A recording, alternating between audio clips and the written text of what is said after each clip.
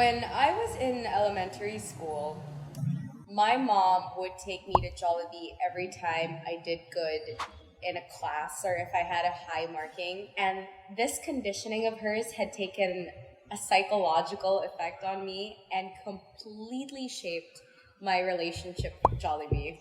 When I first started hosting, a majority of my events would end late at night, and I would choose to celebrate every successful event with chicken and spaghetti. And for my 24th birthday this year, I gifted myself a Jollibee party. I really felt like I deserved it. So whenever I'm having Jollibee, I must have had to do something to deserve it. At 10 years old, Jollibee was something I needed to earn. But now at 24, Jollibee is breakfast. I can even eat this for lunch if I want it. I'm not going to. But isn't it so great that I could? So when you have a party with Jollibee, you get to have a tumbler, like, as a gift. I'm obsessed with him. And like when you're having breakfast, you get to have a friend with you.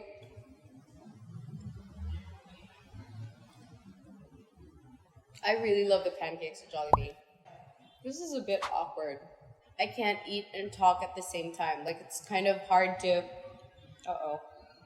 I got the breakfast sandwich because I wanted to try something new. There's egg, bacon, cheese, and 2 pancakes in between. So essentially, I'm having 4 pancakes today. This is amazing. And it's really good. But I'm so full, so I can't finish this anymore. So it was really lovely to have breakfast with you, and I am going to go back to my room after I put this in the fridge, so I will see you for lunch.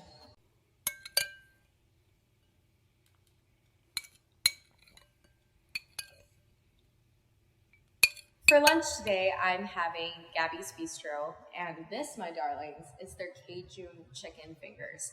And it's literally the best dish that they have, and I even think it's their most popular dish because it's perfect. Speaking of being popular is very many good things, but what I detest about it is that you never really know what's going around about you. Like, you don't know the stories, you don't know the rumors. There's stuff going around. You just don't know what it is. You have complete strangers talk shit about you because they heard one side of a story where you didn't even get to defend yourself, which makes it really unfair. I remember very little about the glory that came with popularity in high school, but what I do remember is all of the people that talked shit about me and the things that they said. One thing about me, I don't forget. But then I had this insanely mind-blowing realization that none of it fucking matters. None of it fucking matters because we're all gonna die. And no one will remember anything that anyone has ever said to them, good or bad. I read this quote about gossip a few months ago. And it goes, they talk about you because if they talked about themselves, no one would listen.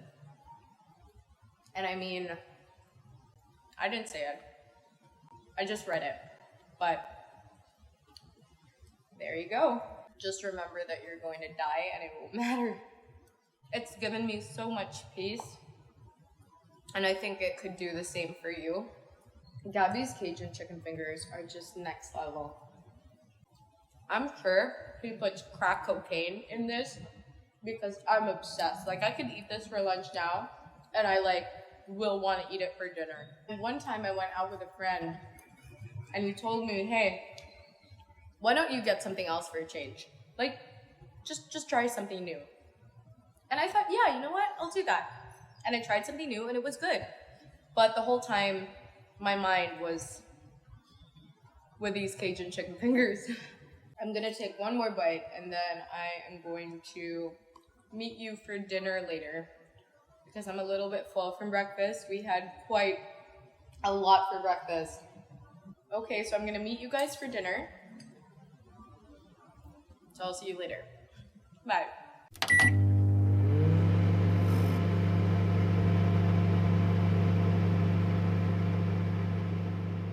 Tonight for dinner, I'm having ramen from 𝗶𝗃𝗁, and I love 𝗶𝗃𝗁. I only get just tonkatsu from them. That's it.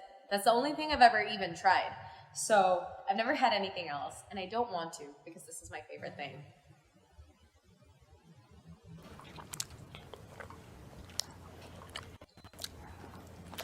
So good. I think most of the time, the reason why we're not honest with the way that we feel is we're terrified of what the other person might say or how they might react. And so we don't say anything at all.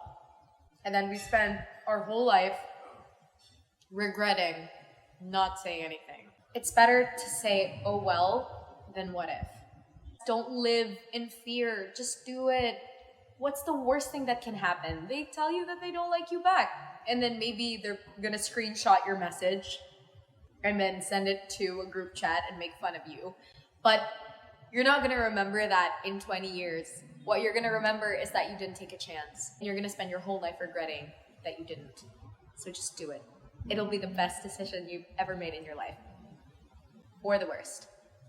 But then again, you're not gonna know if you don't try. So a couple of months ago, one of my friends asked me, like, Dan, I really like this guy. Like, how do I tell him that I like him? And I told her, everything I just said. And she goes, well, obviously it's easy for you to be honest with him because you're pretty. But let me tell you, it doesn't matter if you're, like, so beautiful. If you're not the girl that he likes, you're not the girl that he likes. I think that's also why I'm not scared anymore, because I've been turned down so many times. If I get turned down again, it doesn't hurt as much anymore.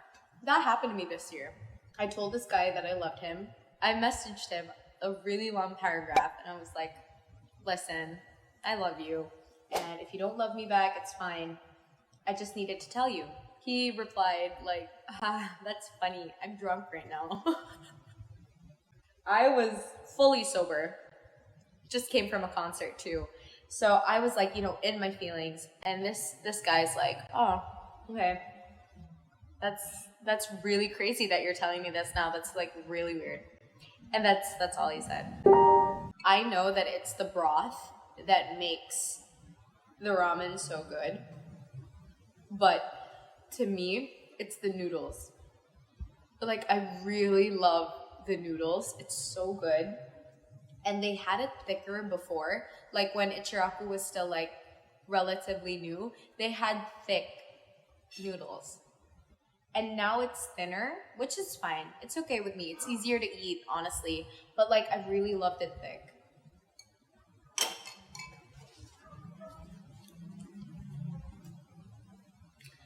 Time for dessert.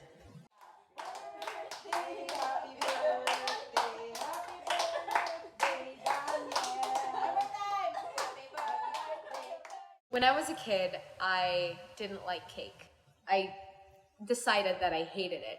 And that was, of course, until my 8th birthday when I had angel cake from 𝗀𝗻◃ for the very first time. It was the best cake I'd ever had. So I decided then and there that for all of my birthdays, angel cake would be my cake. Aside from how good it tastes, one thing I really love about angel cake is that it reminds me that my inner child is still very much alive and with me, no matter how old I get. Everything became much simpler when I realized that my life is so unbelievably short. I feel like I have this sort of understanding to life that I didn't have before. There is nothing special about turning 24. But what is special is turning a year older and realizing you have everything you could possibly want in life. I love my family, my friends, my dogs. I'm so grateful I have a reason to eat angel cake because it's my birthday. And I'm so grateful to be spending another birthday with you. This is our 3rd birthday together. My first birthday video was when I was 22. And now I'm 24. If you've been following me for a while, you know that I like to end my videos with a certain saying. So, before we go, if you have the opportunity to be kind, be kind. Thank you guys so much for listening.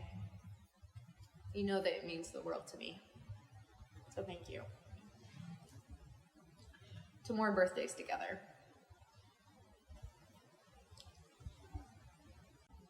I wish you could have tried that cake. It was absolutely phenomenal.